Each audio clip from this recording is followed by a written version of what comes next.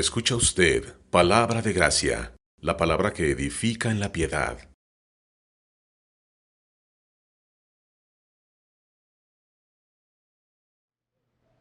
Hermanos, en México y Latinoamérica ocurre un fenómeno que podemos comparar con el de la Reforma Protestante. En el tiempo de la Reforma Protestante, la Iglesia tenía una doctrina corrupta. La Iglesia tenía una doctrina corrupta y contaminada. La Iglesia del siglo XVI tenía una doctrina que había sido pasada, que estaba corrupta. Lo que podríamos englobar la doctrina de la época medieval. Y entonces lo que pasó es que al tener fidelidad y cercanía con la palabra de Dios, los cristianos empezaron a darse cuenta que muchas cosas que decía la doctrina medieval no estaban totalmente correctas con la Biblia. Por ejemplo, la justificación por la sola fe. Por ejemplo, la doctrina de las ordenanzas, la doctrina de la iglesia.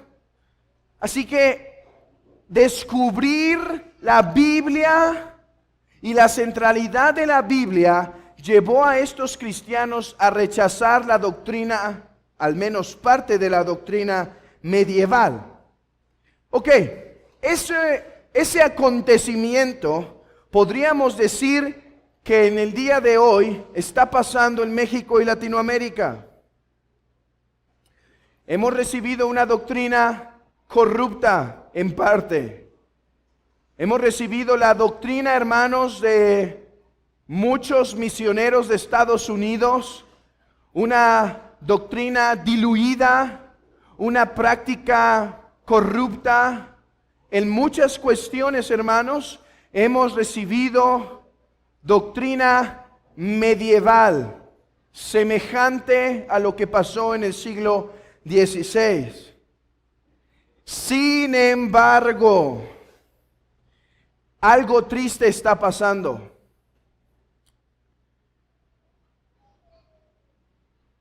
No se está llegando a las mismas conclusiones que en la época de la Reforma. Los reformados tomaron la Biblia y llevaron la Biblia a sus máximas implicaciones. Pero ahora México y Latinoamérica recibió mala doctrina, está reformando su doctrina, pero ya no está llevando la Biblia a sus máximas implicaciones. Es por eso que estamos dando este curso, Introducción a la Teología Reformada, concluyendo con estos 5 puntos. La iglesia, muchos recobraron buena doctrina, pero no tienen una correcta interpretación de la iglesia. Igual con este punto que vamos a tratar el día de hoy. Los reformadores, al recibir la palabra y decidirla llevar a cabo, fueron guiados a practicar el principio regulador. Pero hoy en día las iglesias están recobrando el calvinismo, están recobrando las 5 solas, pero no quieren el principio regulador. No quieren llevar la Biblia a sus máximas implicaciones. Y esto es algo triste, y esto es algo peligroso. ¿Alguien aquí sabe qué es la iglesia anglicana? ¿O alguien aquí ha visto un servicio actual en la iglesia anglicana? ¿Alguien aquí ha visto un servicio actual de la iglesia luterana? Hermanos, si no la han visto, pueden buscarlo. es un catolicismo con otro nombre. ¿Por qué? Porque ellos no aceptaron el principio regulador. Porque ellos dijeron que en el principio regulador es opcional. Y un pequeño desvío terminó en un gran desvío. Hermanos, en las cuestiones de aviación, las coordenadas son algo clave. Aún en cuestiones de ingeniería. ¿Por qué? Si en la salida del avión le son dadas las coordenadas con 1 milímetro de error a los pilotos, si la cabina de control le dio una coordenada con 1 centímetro, 1 milímetro de error, la diferencia no es que llegó al lado de la pista. La diferencia es que llegó a otro país. Un pequeño error terminará en una gran desviación. Todas las iglesias que no aceptaron el principio regulador están en esa condición. Escuchen esto, hermanos. Todas las iglesias en el día de hoy que se están reformando, pero que rechazan el principio regulador, en unos años serán... Bueno, ¿me estoy yendo? En unos años será semejante a esas grandes desviaciones. Así que tratemos el día de hoy el principio regulador. El principio regulador. El principio regulador se resume en la siguiente frase: Dios debe ser adorado como Él lo ha escrito en su palabra. Queda prohibido no solo hacer lo que Dios pide que no hagamos, sino queda prohibido hacer todo aquello que Dios no manda en su palabra. Así que estudiemos este tema bajo 3 puntos, hermanos.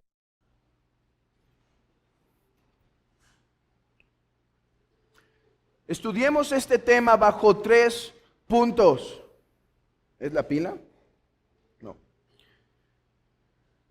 En primer lugar, demostremos, hermanos, que el principio regulador es un elemento de la reforma. En segundo lugar, expliquemos su significado y su base bíblica. Y en tercer lugar, vamos a dar algunas aclaraciones y aplicaciones de este principio. Demostremos entonces, hermanos, que el principio regulador es un elemento esencial de la doctrina reformada. Es un elemento esencial de la doctrina reformada. Todos estamos de acuerdo, hermanos, que el propósito del hombre, ¿cuál es? ¿Cuál es el propósito del hombre en la tierra? Glorificar a Dios y disfrutar de Él. Todos estamos de acuerdo en eso. Como nos enseña el Catecismo de Westminster, el propósito principal del hombre, el fin principal del hombre es glorificar a Dios y disfrutar de Él. Por lo tanto, como cristianos, todas nuestras actividades tienen ese propósito: glorificar a Dios. Debemos buscar glorificar a Dios en nuestros trabajos, debemos buscar glorificar a Dios en nuestra familia, debemos buscar glorificar a Dios en nuestra dispersión, en nuestros tiempos recreativos, debemos buscar glorificar a Dios en la iglesia. ¿Estamos de acuerdo? ¿La iglesia tiene el propósito de glorificar a Dios? Acompáñenme a Efesios 3.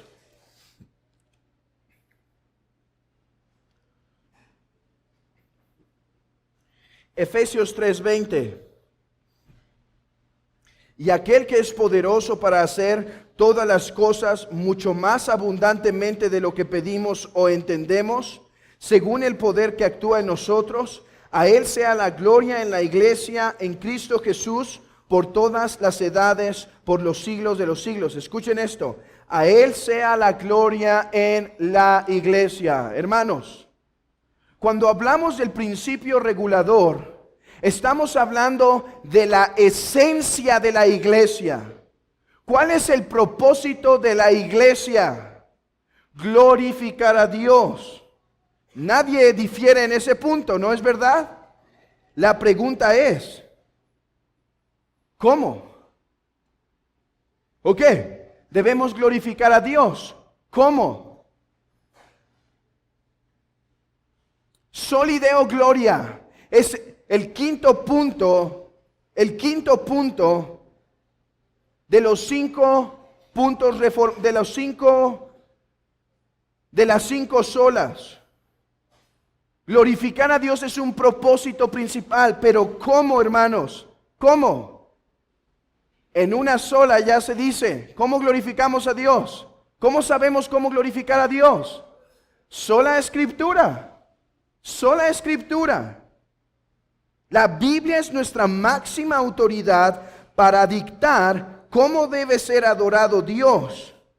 La Biblia determina la forma en que Dios debe ser adorado. Recordemos que el gran evento de la Reforma se basó en eso, buscar la gloria de Dios a través de recobrar el Evangelio. ¿Y cómo damos gloria a Dios según la Escritura? Bueno, solamente adoramos a Dios a través del único mediador, Jesucristo.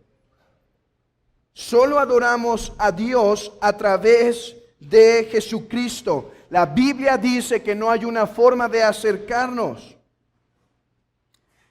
Pero ¿cómo más? Ok, la única forma de acercarnos a Dios y adorarlo es por medio de Jesucristo. Pero ¿cómo lo adoramos en la iglesia, hermanos? ¿Cómo lo adoramos en la iglesia? Nos quejamos de la tradición romana, ¿no es verdad? Nos quejamos de tanto tradicionalismo de la iglesia romana. Nos quejamos que haya tanta tradición, pero ¿saben?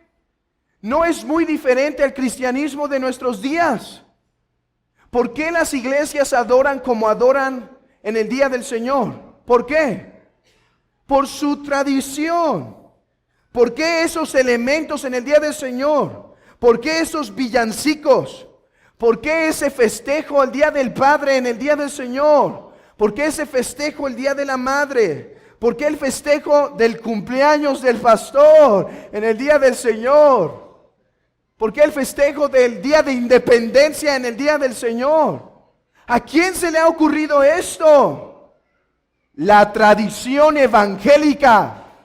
La tradición evangélica. Y así como no podíamos tocar a Roma, no podíamos tocar la tradición romana de, no, la Virgen, no, los santos, no, porque todos se enfurecían. Así hoy en día, no le toques el cumpleaños al pastor, no le toques los villancicos, ya mi hijo no va a tener la oportunidad de demostrar sus grandes talentos. No les toques el solista de la iglesia, el que canta muy bien. Si se los quitas, se va a ir. Y sabes, ese que ofrenda mejor.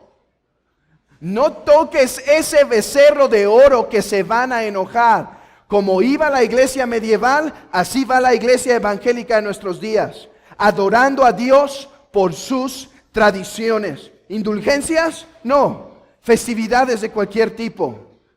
Festividades de cualquier tipo. Así está la iglesia de nuestros días. Pero si hemos recobrado, hermanos, vean, quiero demostrarles que el principio regulador no es que el pastor de la iglesia que nos tocó es más aburrido que otros. Si te toca otro pastor, ese va a ser más divertido y él sí te pone música y bandas más atractivas. Pero si te toca un aburrido, pues te tocan esas canciones, esos himnos antiguos y los salmos. Quiero demostrar que el principio regulador no es una opción, es la consecuencia de recobrar las 5 solas. Las 5 solas. Dar gloria a Dios, sí, pero ¿cómo? por cómo se revela en la palabra, de ninguna otra manera. Escuchen lo que dice el doctor Sam Waldron. Él dice así: cuando las iglesias reformadas afirmaron sola escritura, la pregunta tenía que ser hecha: ¿la escritura es suficiente para regular la adoración de la iglesia? ¿O la tradición tiene un lugar en el gobierno y la adoración de la iglesia? Hermanos, ¿la Biblia es suficiente? ¿Suficiente para qué? Suficiente para todas las formas en que Dios debe ser adorado y el único medio de salvación. La Biblia es suficiente para eso. No es suficiente para un manual de trabajo, pero sí es suficiente para revelarnos que Cristo es el único mediador. Es el único mediador y es suficiente para decirnos cómo le debemos adorar. Recobrar sola escritura, hermanos, debe llevarnos a la implicación que en la iglesia le adoramos solo como Él ha mandado. Es la consecuencia lógica de recobrar sola escritura. Y noten esto: el principio regulador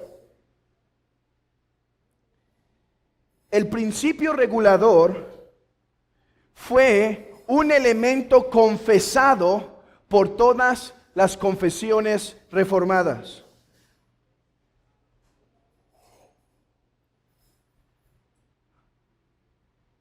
Vayan a Westminster, vayan a la confesión de Westminster, vayan a la declaración de Savoy, vayan a la declaración de Londres de 1689, vayan a la confesión belga, vayan al catecismo de Heidelberg, vayan a la segunda confesión helvética, vayan a todas esas confesiones, y en todas ellas, hermanos, encontramos que el principio regulador fue confesado.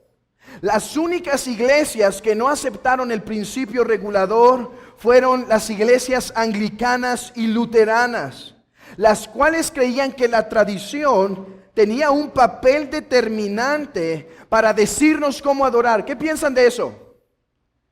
Hermanos, la tradición tiene un papel principal para decirnos cómo adoramos. Y quiero evaluar esta tarde, porque si sí, la tradición no tiene un lugar. Eso fue conocido, decir que la tradición tiene un lugar en la forma de nuestra adoración, es conocido como el principio normativo. ¿Qué dice el principio normativo? Todo lo que no está prohibido está permitido. ¿Qué opinan? Todo lo que no está prohibido está permitido. Así que si no se nos prohíben villancicos en la iglesia,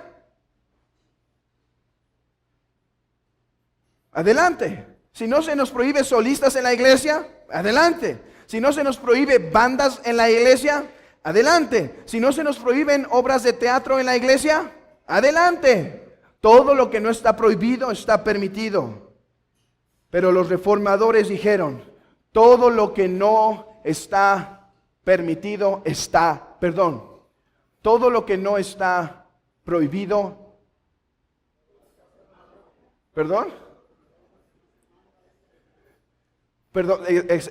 exacto. Todo lo que no está mandado está prohibido. Si la Escritura no prohíbe particularmente algo, eso no nos da permiso a practicarlo. La Biblia, en cuanto a la adoración en la iglesia, solamente debe hacerse lo que está claramente expuesto en las Santas Escrituras. Solo lo que está expuesto en las Santas Escrituras. Miren, hasta la reina Isabela I la reina Elizabeth I entendía esto. Y en cuanto al principio regulador, ella dijo, las iglesias del continente, las iglesias de Ginebra y todos esos lugares, son más reformadas que las luteranas. Ok, Lutero llegó hasta un punto, llegaron hasta un punto, pero no terminaron la reforma. No terminaron la reforma protestante. Así que, hermanos, el principio regulador no es una parte opcional en la iglesia. Toda iglesia que diga que la Biblia es su máxima autoridad tiene que llegar a la consecuencia lógica que es solo a través de lo que la Biblia expresa claramente que podemos adorar a Dios. ¿Estamos de acuerdo? Demostrémoslo bíblicamente. Ok, eso es el principio regulador confesado por las iglesias reformadas, pero ¿procede de la Biblia? Estoy muy de acuerdo con lo que dice el doctor Waldron cuando dice que el principio regulador de adoración en realidad debería ser llamado el principio regulador de la iglesia. Hermanos, ¿Dios tiene autoridad para gobernar solo la parte de la adoración en la iglesia o también el gobierno? También el gobierno. Todo lo que en la iglesia sucede debe ser gobernado por la palabra. Pero enfoquémonos en este momento en la adoración de la iglesia. Mi punto es, la Biblia claramente declara que solo lo que está escrito en la Escritura, solo lo que está escrito en ella, es la forma en que podemos adorar a Dios. Algunos han rechazado esta doctrina y la han rechazado con un argumento diciendo, eso es arbitrario, porque tú no vives tu vida solo haciendo lo que Dios te manda, sino que todo aquello que no prohíbe, lo haces. Entonces, por ejemplo, un pastor llamado Mark Driscoll dice lo siguiente: lo que no entiendo es por qué debemos tratar 1 hora de la semana, bueno, en nuestro caso serían 2 horas y a veces 2 horas y media, por ciertos principios de reglas, y las otras 167 horas de la semana por un grupo de reglas distintas. Cuando todos ustedes salgan de Marsh Hills, la iglesia, todos ustedes van a vivir bajo el principio de la luz verde.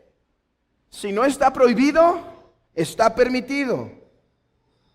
Entonces, ¿por qué nosotros vivimos bajo el principio de la luz verde en nuestra vida hasta que llegamos a la iglesia en donde vivimos bajo el principio de la luz roja? Que si no se pone en verde, no avanzo. Si la Biblia no lo declara, no avanzo.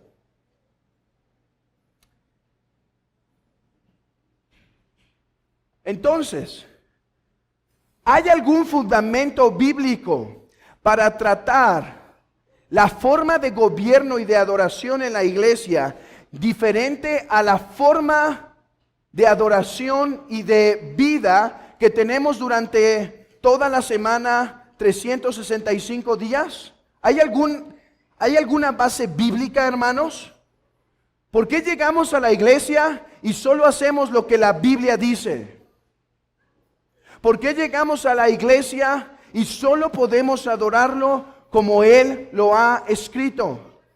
Hermanos, no hay un conjunto de reglas de lo que nos dice qué debemos hacer y qué no debemos hacer en un día. ¿O alguien encontró eso en la Escritura? Algunos se levantan y se lavan los dientes. Otros se levantan y se preparan un café. Algunos no se preparan el café. Espero que todos se laven los dientes. Pero aún si un elemento no está, hermanos, eso no afecta, porque en la vida cotidiana nos es permitido hacer todo lo que no prohíbe la Biblia. ¿Sí? Si no lo prohíbe, es permitido. ¿Es permitido comer en la casa los días lunes? Pero ¿qué si queremos salir a un restaurante? ¿Es permitido? Es permitido. Si no está prohibido, está permitido. ¿Podemos tener un cuadro de un paisaje en la casa? ¿O podemos tener el cuadro de bodas en la casa? Cualquier cosa es permitido. Si no está prohibido, es permitido. Ahora, no puedes tener. Dios sí regula nuestra vida, porque en nuestra casa no podemos tener ídolos. ¿Cierto?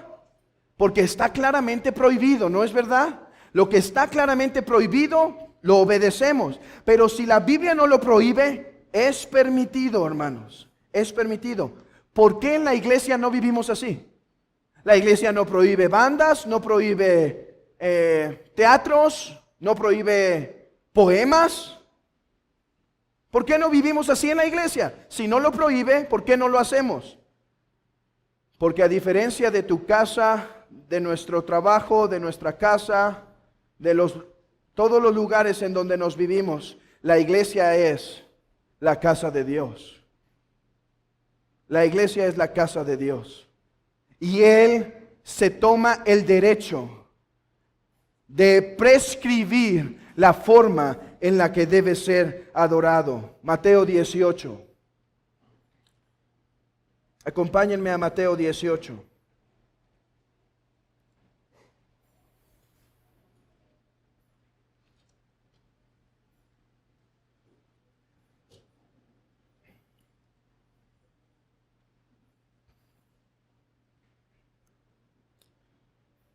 Dice la Escritura en el versículo 20. Bueno, vamos a leer desde el versículo 15. Por tanto, si tu hermano peca contra ti, ve y repréndele estando tú y él solos. Si te oyere, has ganado a tu hermano. Mas si no te oyere, toma aún contigo a uno o dos, para que en boca de 2 o 3 testigos conste toda palabra.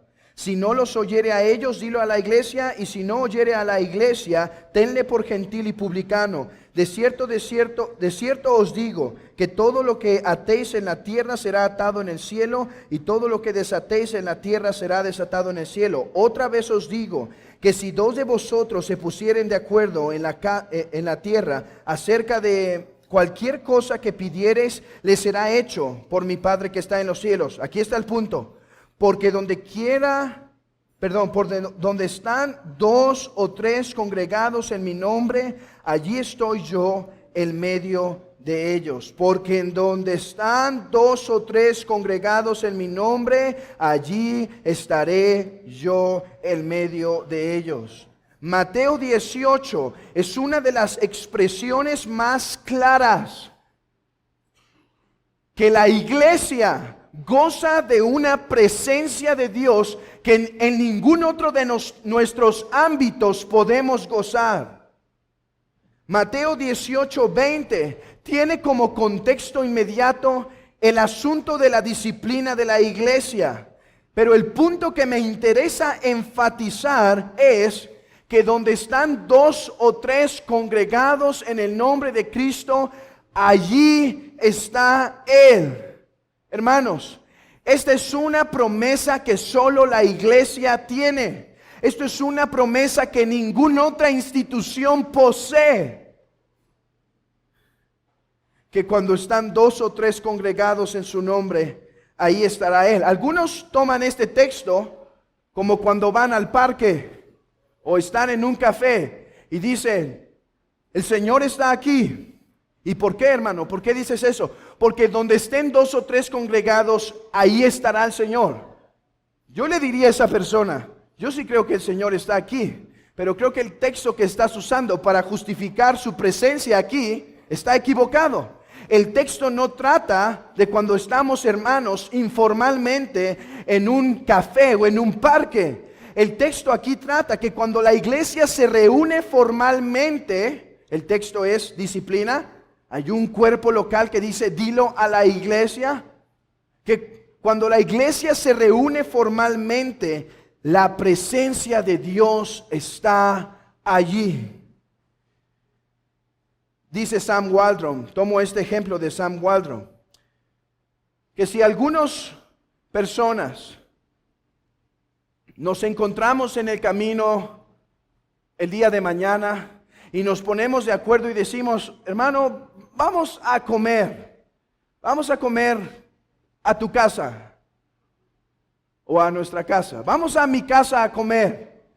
Dice, aun cuando la reunión sea enfocada en la palabra y la teología, aun cuando se haga una oración para invocar la presencia del Señor en ese momento, aún así no podemos aplicar este texto que dice donde estén 2 o 3 congregados, porque el texto se refiere a la reunión formal, oficial de la iglesia. Hermanos, el día domingo, cuando la iglesia está reunida, para adorar, cuando la iglesia está reunida para tratar asuntos eclesiásticos, cuando la iglesia está reunida para tratar cuestiones de disciplina, cuando la iglesia está reunida para orar, el Señor está en medio de ellos. Por eso dice, aun cuando están 2 o 3, hermanos, 2 o 3 congregados es la iglesia más pequeña que podemos concebir. Pero dice, en mi nombre, se reúnen formalmente, aún con esas 2 personas, el Señor está de una forma especial con ellos. Es más, déjenles digo esto, si existe una iglesia de 2 personas que se reúnen el día del Señor para adorar, Dios está en medio de ellos. Aún si tal iglesia existe, uno puede ser el pastor y el otro puede ser el miembro. La presencia de Dios está con ellos diferente, de forma diferente que 20 personas que se encontraron o que se reunieron en una casa el martes por la tarde para hablar de teología. ¿La presencia de Dios está con esos 20 para hablar de teología? Sí, pero como está con esos 2, diferente. Su presencia es diferente, porque la iglesia reunida tiene la promesa de que Cristo estaría con ellos. Hermanos, por eso la disciplina eclesiástica tiene poder. Hermanos, la disciplina eclesiástica se trata más que un hombre decidiendo quién hace esto y quién lo otro. La disciplina es la iglesia tomando una decisión para que sea atado en el cielo. ¿Pueden notar, hermanos? ¿Pueden saborear la implicación de que Cristo está con su pueblo? Ninguna otra institución, hermano. Te animo a que tengas devocional familiar todos los días en tu vida, con tu familia. Te animo a que tengas devocional con tu familia. ¿Está el Señor en ese lugar? Claro. ¿Está el Señor cuando estás orando individualmente? Sí. No se necesitan 2 para que el Señor esté. Cuando estás orando individualmente, ahí está. Pero cuando la iglesia está reunida, la presencia del Señor es especial, es única. Es por eso que tú puedes ver un video por internet de la prédica que no pudiste escuchar. Y hermano, te cansa, llega un momento en que te cansa. Pero en el día del Señor tenemos la promesa que Él va a estar refrescando, alimentando, exhortando, alentando a los que escuchan la palabra. Como decían los puritanos, el día domingo, cuando la palabra de Cristo es predicada, los carros de Cristo en fuego se pasean por la iglesia. Así que, ¿por qué en la iglesia adoramos de una manera tan estricta, por decirlo de esa manera? ¿Por qué solo hacemos lo que la Biblia manda?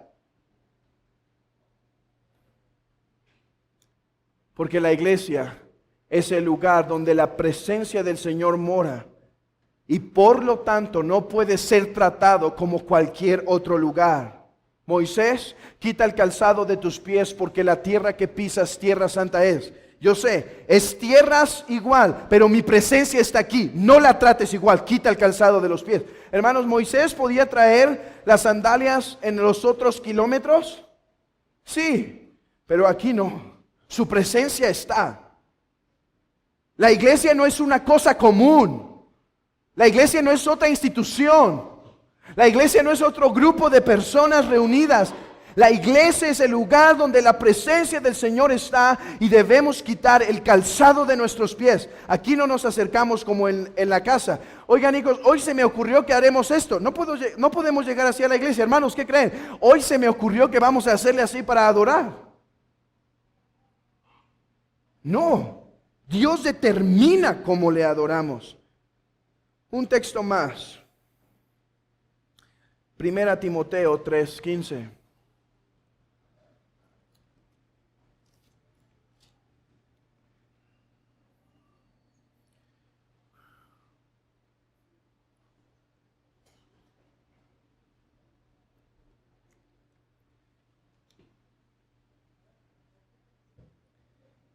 Para que si tardo, sepas cómo debes conducirte en la casa de Dios,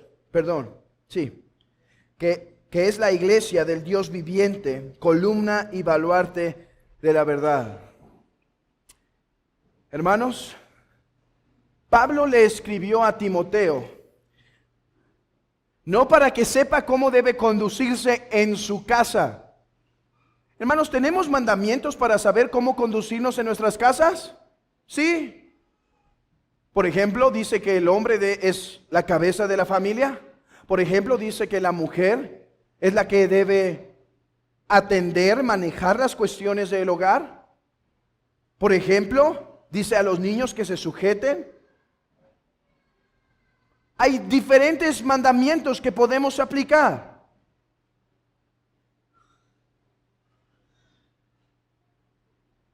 Pero la iglesia no es la casa de los creyentes, no es la casa del pastor. La iglesia es la casa de Dios. Miren el punto. Timoteo, te escribo, porque en la casa de Dios te debes comportar de una manera particular.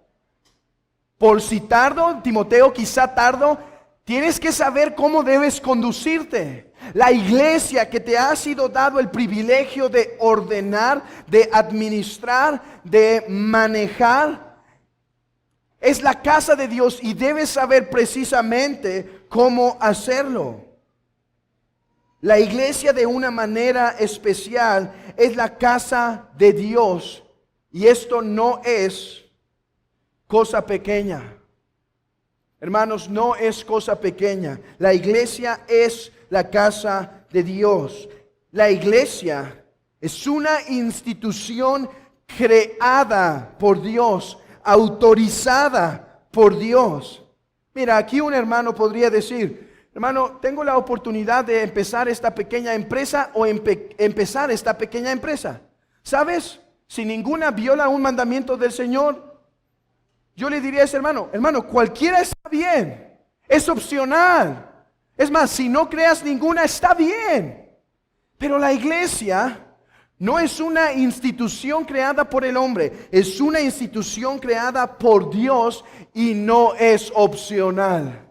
La iglesia es la necesidad de la obra de Cristo.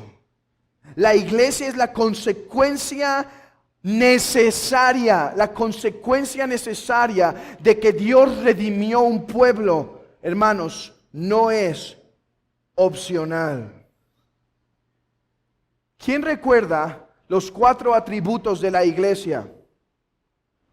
¿Quién recuerda los 4 atributos de la iglesia? Empecemos con una iglesia, una santa iglesia católica y apostólica. Santa. Una iglesia santa. O sea, el principio regulador no solo procede de sola escritura. El principio regulador procede de la misma naturaleza de la iglesia. La iglesia es una y es santa. Hermanos, ¿qué vimos hoy en la mañana que la santidad de Dios significa? Santa quiere decir en primer lugar, apartada. La iglesia no es como otra institución, es una institución apartada. Es una institución diferente a otras, es creada por Dios. La iglesia es, hermanos, una creación directa de Dios. Y por lo tanto, así como en el tabernáculo, Dios determinaba qué utensilios y en qué lugar se acomodaban, así en el día de hoy, hermanos, el Señor describe, el Señor manda que le adoremos de una forma particular. ¿Cómo debía construir el pueblo de Israel sus tiendas? Tenían libertad, ¿no es verdad? Bueno, tenían que acomodarse en un lugar por tribus alrededor del tabernáculo, pero en cuanto a los utensilios de adentro y cómo iban a acomodar la cama y la sala, no había una forma precisa, ¿o sí? Era libertad, hermanos, pero hasta las pieles que se debían utilizar, el Señor determinó para la construcción del tabernáculo. La posición de la menorá, la posición del arca, la posición de la mesa de la proposición, la posición del incensario, todo fue determinado. ¿Cómo? Hermanos, ¿qué nos hace pensar entonces en el nuevo pacto? Que ahora podemos adorar a Dios como se nos ocurra, como bien nos parezca. Depende de nuestros gustos o de los gustos de la congregación. Hermanos, estoy convencido que esa es la tentación de la iglesia del siglo XXI. Acomodar la iglesia al gusto del consumidor. Entonces, si los hermanos les gusta la actividad y tal cosa, dáselos. Pero así como el tabernáculo tenía una forma precisa de ser construido, así la adoración en el nuevo pacto tiene una forma precisa. Resumamos el principio regulador. Debemos hacer todo lo que Dios manda, ¿cierto?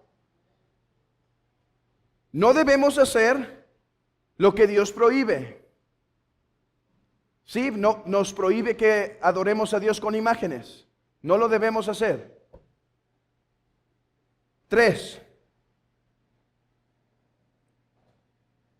No es permitido hacer aquello que no está prohibido. Si la Biblia no lo prohibió, eso no significa que es permitido. Todo lo que no está mandado está prohibido.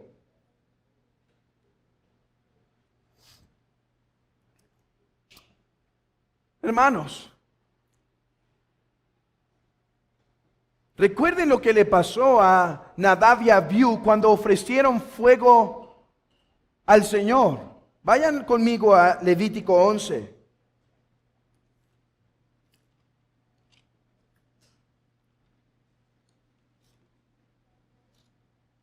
Levítico 11. Y lean conmigo.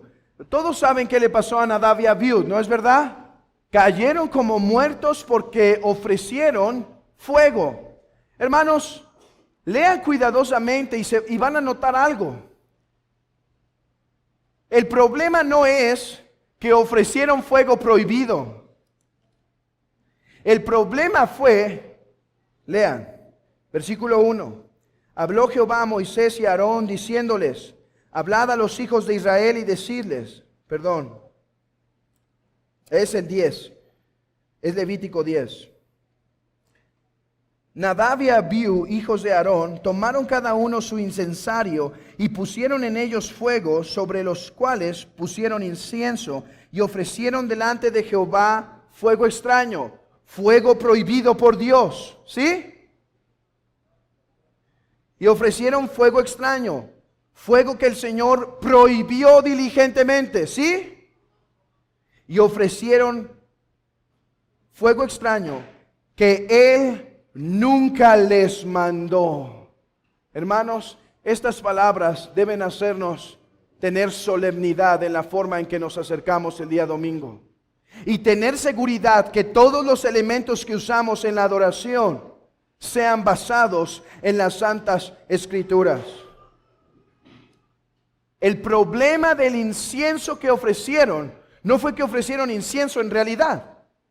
¿Por qué? Porque ellos eran sacerdotes y parte de su sacerdocio era ofrecer incienso. Pero este fuego en particular fue fuego que el Señor no mandó. Hermanos, ¿por qué se nos quitó esta reverencia? ¿Por qué se nos ha quitado a la iglesia del siglo XXI esta reverencia? ¿Qué nos hace pensar que ahora podemos acercarnos a Dios con toda imaginación, con todo fuego que Él no manda? ¿Quién nos hace pensar que eso es acepto? Murieron al instante por no tener solemnidad en la forma en que uno debe acercarse a Dios. Fuego que Dios no les mandó fue la razón que los consumió.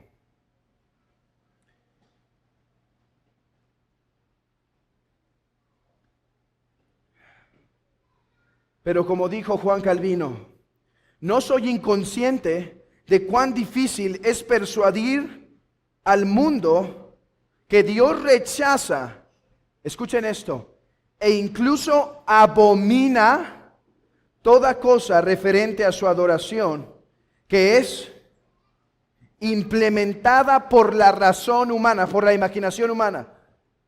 Juan Calvino, cuando está hablando de este tema del principio regulador, dice: ahora, no soy inconsciente que esto es bien difícil, que esto no le gusta escuchar a la gente, que las iglesias quieren tener libertad. No, es que estás obstruyendo al Espíritu Santo. Estás obstruyéndolo porque yo lo quiero adorar de esta forma. Recuerda, si tu adoración no es en espíritu y en verdad, es falsa adoración. El Señor no tuvo temor de decirle a la mujer samaritana: ustedes adoran lo que no conocen. Así en el siglo XXI. Iglesias que adoran a Dios como Dios no quiere ser adorado.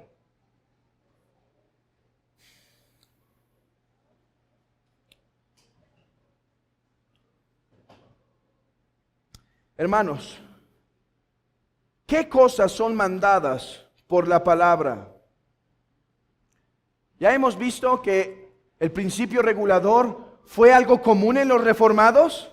Entonces, si hoy en día una iglesia se llama reformada a sí misma, pero rechaza el principio regulador, es contradictorio. Porque las iglesias reformadas del siglo XVI, XVII y XVIII confesaron unánimes el principio regulador. Hay otras cosas que yo no creo que entran en el principio regulador, como la sola salmodia.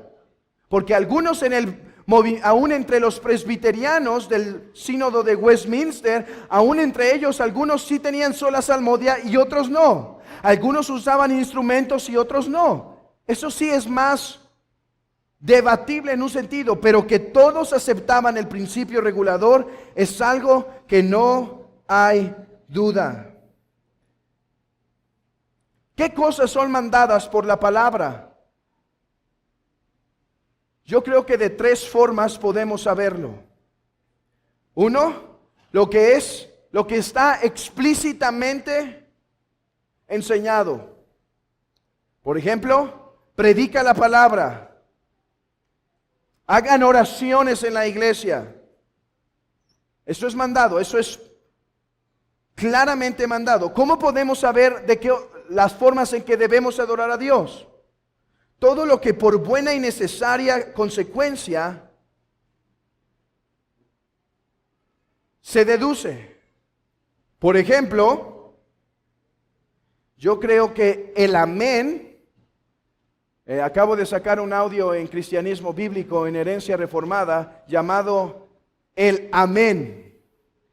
Y es que por estar estudiando unos temas, llegué a un punto que me parece muy interesante. Y es que el amén no es algo opcional en la adoración a Dios. Decir amén en la adoración a Dios no es algo opcional, es algo mandado por la palabra, deducido por la buena y necesaria consecuencia. Pero si quieren saber por qué, escuchen el audio porque tarda mucho tiempo. Y la tercera forma que podemos saber, hermanos, cuáles son las cosas que debemos hacer en la adoración, es por lo que se llama es por el ejemplo apostólico. El ejemplo apostólico. Yo creo que celebrar la cena del Señor es algo mandado por las Escrituras, porque ese fue el ejemplo apostólico. Así que de estas tres formas, hermanos, podemos saber. El capítulo 22 de la Confesión de Londres de 1689 dice en el párrafo 5 que los elementos esenciales de la adoración es la lectura de la Biblia, la predicación, la oración, el canto y las ordenanzas. Primera Timoteo 4:14 dice, lee la Biblia, recomienda el apóstol Pablo la lectura de las Escrituras. Por eso tenemos un tiempo de lectura. La predicación de la palabra. Segunda Timoteo 4:2. Hechos 20:27. Este es el gran diseño y propósito de la iglesia. Nutrirla por medio de la predicación. Oración. Mateo 21:13. Mi casa será llamada casa de oración. Además que Pablo hable regularmente en sus epístolas con oración y dice a Timoteo que se levanten manos santas para adorar. Cantos bíblicos, Efesios 5:19, Colosenses 3:16. Bautismo y cena del Señor, Mateo 28:19 y 1 Corintios 11. Yo creo que la bendición final es algo que también procede de las Escrituras. Por eso el apóstol Pablo termina sus epístolas bendiciendo a la iglesia. Por eso Apocalipsis termina bendiciendo. Creo que solo hay 2 o 3 epístolas en el Nuevo Testamento que no terminan con una bendición. Yo creo que esa bendición se deduce por el ejemplo de los apóstoles y por la buena y necesaria consecuencia que Dios mandó a Aarón bendecir la congregación cuando ésta estuviera reunida, dar la bendición de Dios al pueblo. Estos son los elementos que deben aparecer en una reunión de adoración. La cantidad, la forma precisa. Y esto es una aclaración para concluir. La Biblia expresa claramente cuáles son los elementos de la adoración, pero la Biblia también da lugar a que hay cosas circunstanciales que esas deben ser determinadas según la Confesión de Londres, capítulo 1, párrafo 6, por la razón común y el beneficio de la iglesia. He hablado de esto anteriormente, hermanos. ¿Es opcional o es mandado reunirnos en el día del Señor? Mandado. ¿Es mandado predicar en el día del Señor? ¿O es opcional o es mandado?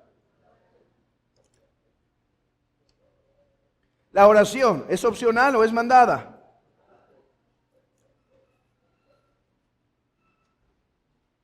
¿Cuántas predicaciones dar en el día del Señor? ¿Algo que se determina por las circunstancias o algo que la Biblia claramente expresa? Hermanos, podríamos tener 4 o 5 si quiere. No escuché el amén. Esas son cuestiones que se determinan por las circunstancias. ¿Debemos cantar en la iglesia o es opcional? Mandado. ¿Cuántos himnos?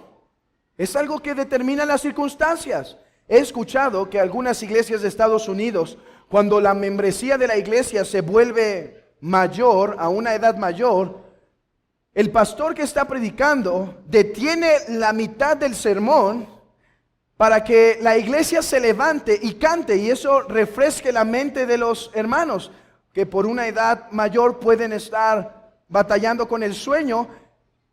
Eso yo no creo que está prohibido. Es algo que por las circunstancias y el sentido común debe dirigir a los pastores y miembros de la iglesia. Himnarios o pantallas. Algunos sienten que el himnario tiene algo sacrosanto y que por el puro hecho de tener un himnario es como transportarnos a la era de el apóstol Pablo.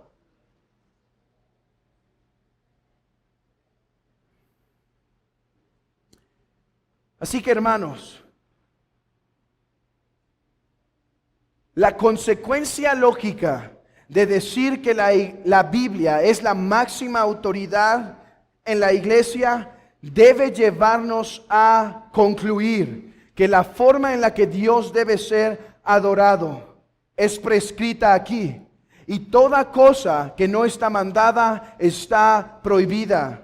Amigo, hermano, que tienes quizá poco tiempo aquí, la forma en la que esta iglesia adora y los cambios que esta iglesia ha hecho en la adoración pertenece a uno de estos dos elementos: cosas circunstanciales para hacer la reunión más fluida, o cosas esenciales que deben ser agregadas porque a la luz de la revelación de la palabra son claramente mandadas. Hermanos, esa es la libertad de conciencia. Imaginen que todo lo que no está prohibido podemos hacerlo. ¿Qué invención podremos hacer mañana? ¿Con qué podemos cargarlos el día de mañana? Esto es libertad de conciencia. Adorar a Dios solamente como debe ser adorado, prescrito en su palabra. Hermanos, que la iglesia tenga unidad en esto, que la iglesia tenga claridad en esto, y no permitamos, hermanos, ser contaminados por otras iglesias en cuanto a la forma de la adoración. Pero es que los jóvenes quieren música más moderna. Pues que se vayan a su casa. Aquí es la casa del Señor y Él debe ser adorado con gran solemnidad. Amén. Palabra de Gracia llega a ustedes por el aporte de individuos y organismos comprometidos con la defensa de la fe. Para más información, comentarios o consejería, visite nuestra página de internet www.ibrg.mx, donde encontrará acceso a este y muchos recursos más que ponemos a su disposición para la edificación de la fe. Nuevamente le recordamos nuestra página de internet www.ibrg.mx. También encontrará gran cantidad de temas y estudios bíblicos para la edificación espiritual de su vida en el sitio web www.sacrateología.org, un sitio para la fe que busca entender. Le invitamos a conocer la Vía Clásica en www.laviaclásica.com, donde podrá descubrir muy interesantes artículos, reflexiones y cursos para la crianza y la educación cristiana en casa. Le exhortamos atentamente a escuchar nuestras transmisiones regulares en este canal por Nova Radio en www.facebook.com/Nova Radio MX, todos los sábados a partir de las 10 de la mañana y los domingos por la Campesina de 10 a 11 a.m. en el 97.7 de FM en la ciudad de Los Mochis, Sinaloa. No olvide ver y escuchar nuestras transmisiones en vivo el último jueves de cada mes en este canal por Nova Radio en www.facebook.com/Nova Radio MX /live-videos. donde también podrá interactuar con nosotros en tiempo real. Dios les bendiga.